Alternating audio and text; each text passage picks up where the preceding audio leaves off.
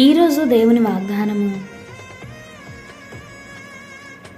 నీవు నీటిలో నడిచినను నేను నీతో కూడా ఉండెదను, నీవు నదులు దాటినను అవి నిన్ను ముంచవు. యెషయా గ్రంథము 43వ అధ్యాయము 2వ వచనం. జీవితం ఎప్పుడూ కూడా ప్రశాంత సముద్రంగా ఉండదు. కొన్నిసార్లు పెను తుఫాన్ల మధ్యలో చిక్కుకుంటాము.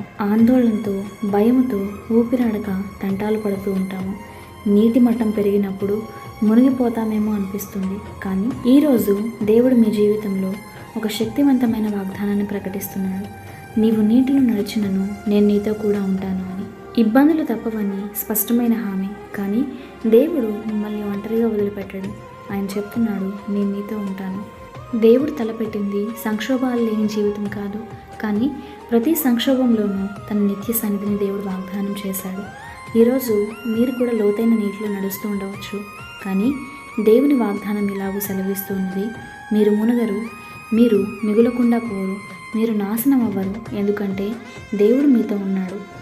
దేవుడు ప్రతి తుఫాన్ని తొలగించడు, కానీ ప్రతి తుఫానులో మనతో పాటు నడుస్తాడు.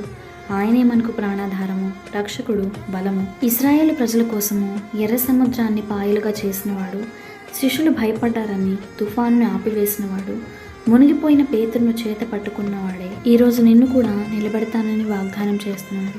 గనుక మాట తప్పని ఆయన మీద విశ్వాసం ఉంచి ముందుకు సాగిపో. ప్రభు కృప మనకు తోడైనగాక. ఆమేన్.